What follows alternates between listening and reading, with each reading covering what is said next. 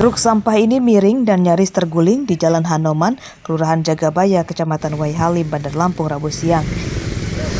Sampah di bak tumpah ke jalan hingga menyebabkan kemacetan. Kecelakaan terjadi saat pengemudi sedang menaikkan bak sampah ke truknya yang akan dibuang ke tempat pembuangan akhir. Kecelakaan diduga akibat beberapa komponen derek pada truk rusak. Bak sampah tidak duduk pada tempatnya di truk dan meleset ke samping. Udah 2 kali ini. Tadi ada yang ketimpa atau gimana? Nggak ada sih. Memang posisi jalan. Udah dibangkel, udah mau naik, udah mau turun, nggak tahu gelempang. Oh. Iya, udah mau natepin aja gitu. Kan dibangkel tuh, ngangkat kan. Udah ngangkat, ditarik, udah pas rel itu, udah mau turun, mau natepin. Bangkelnya gelempang. Banyak truk pengangkut sampah milik Pemkot Bandar Lampung yang tidak layak beroperasi, namun karena tingginya kebutuhan, truk-truk itu tetap dipaksakan dipakai. Tidak layak lah, ada kurang lebih 27. Nah, di samping itu kontainer-kontainer kita sudah pada rusak. Sebab inilah kita maka perbaikan. Nah, bukannya saya nggak ini, saya paham. Polisi hampir tiap hari mobil itu rusak terus, laporan rusak, kadang 1, 2, 1. Kecelakaan tidak merenggut korban jiwa. Evakuasi truk bernomor polisi BE9094AZ baru dilakukan setelah petugas kebersihan menurunkan sampah dari bak yang tersangkut di truk. Arseli Saputra melaporkan dari Bandar Lampung.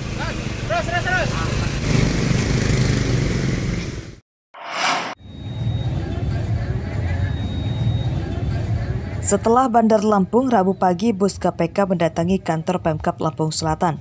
Kedatangan bus KPK disambut Bupati Nandang Ermanto. Bus tersebut menyasar kantor Pemda hingga ke sekolah-sekolah sebagai sarana petugas KPK untuk memberikan edukasi bagi pejabat generasi muda akan bahayanya kejahatan korupsi.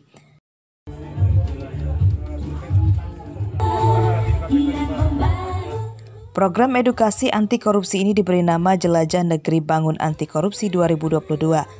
Seperti tujuan mobil polisi yang patroli untuk mencegah kejahatan, kehadiran bus KPK ini juga diharapkan dapat mengingatkan pejabat tidak melakukan korupsi. Ini adalah untuk implementasi pendidikan anti korupsi, mendoktrinasi nilai-nilai anti korupsi. Jumat bersepeda kakak, jujur, mandiri, tanggung jawab, berani, sederhana, peduli, adil, dan kerja keras. Nah, itu yang kita bumikan, nah kita implementasikan, nanti seluruh segmen masyarakat kita undang. Nanti sebentar lagi akan anak-anak TK dan SD ya akan nanti.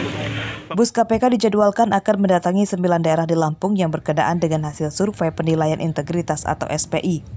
Pemilihan awal lokasi singgah bus KPK lebih pada jalur lintasan yang efisien yang dapat dilintasi oleh bus.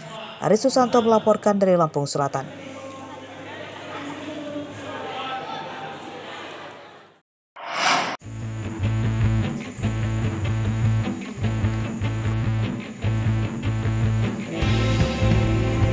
Siapa yang tak mengenal kelezatan buah durian dan duku? Namun, siapa sangka untuk sampai ke tangan konsumen, ada perjuangan hebat para tukang ojek gunung saat membawanya dari kebun ke pengepul.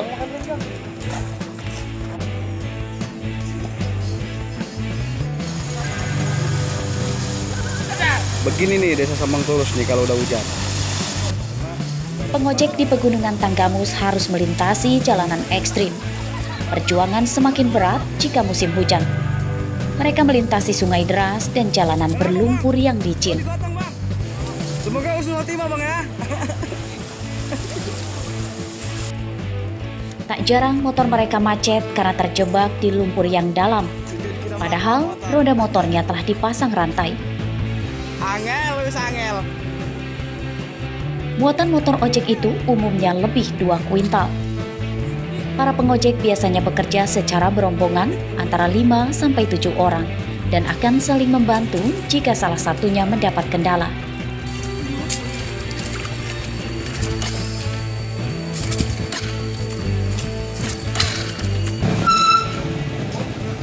perjuangan mereka terbayar jika sudah sampai di pengepul dan mendapat upah 300 sampai 400 ribu rupiah dalam sehari.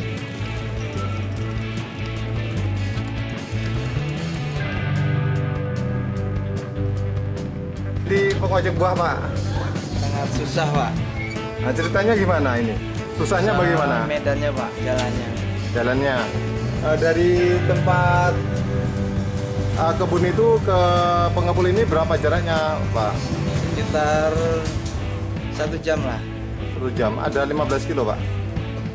Lebih lah, Pak. Nah, kendalanya di jalan itu susahnya seperti apa? Dan untuk mengatasi itu gimana, Pak? Jalannya itu ngerel, Pak. Ya becek, berlumpur. Harus pakai rantai motor juga. Dalam sekali muat itu ada berapa karung yang bisa dibawa dengan kondisi jalannya susah? Paling 6 karung, kadang 5 karung.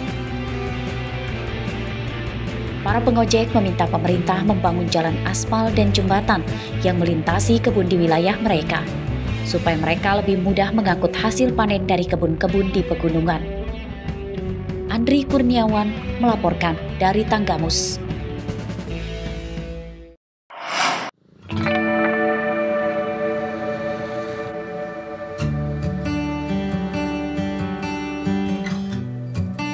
Nasi tiwul mungkin tidak asing terdengar.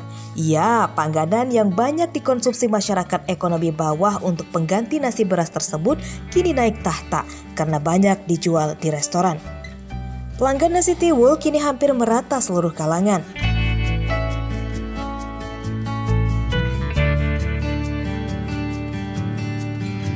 Salah satunya dijual di restoran Bilik Suryati yang terletak di Desa Tunggal Warga, Kecamatan Banjar Agung, Tulang Bawang.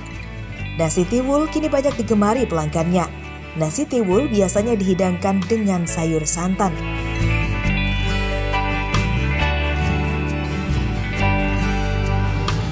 Makan tiwul ini kalau di sini selain enak dia juga murah harganya. Sering memang saya makan. Enak, murah.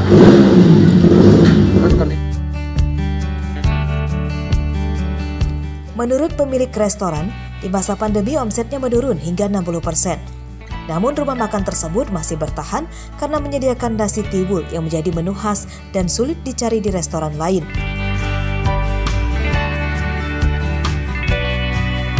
Makanan utama kita nasi tiwul, Mas, yang spesial. Tapi kalau nggak doyan nasi tiwul juga ada, disiapin nasi putih. Menu unggulannya itu ikan sungai, kayak ikan gabus, ikan nila disangkan pedas. Kalau nggak doyan ikan juga ada ayam, ada udang, kayak biasa gitu. Salah satu pembuat tiwul adalah Sutiah, warga Desa Tunas Jaya, Kecamatan Gunung Agung, Tulang Bawang Barat. Saat pesanan ramai, Sutiah melibatkan tetangganya untuk membantunya membuat tiwul. Harga tiwul Rp10.000 per kilogram. Setiap hari, Sutiah bisa menjual sekitar 30 kilogram. Penjualannya di pasar lokal di Kabupaten Tulang Bawang Barat. Meski telah memiliki pelanggan, namun usaha Sutiah ini kerap terkendala modal. Dalam satu hari bisa dapat 30 kilo.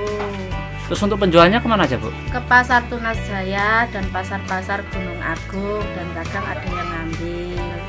Terus untuk usaha Ibu ini apa kendalanya, Bu? Kendalanya dananya itu kadang-kadang nggak bisa beli singkong karena kendala dananya nggak ada. Tiwul merupakan makanan pokok pengganti beras yang dibuat dari singkong atau gaplek. Tiwul merupakan makanan khas Indonesia yang awalnya dibuat oleh masyarakat di Pulau Jawa. Mustaqim melaporkan dari Tulang Bawang Barat.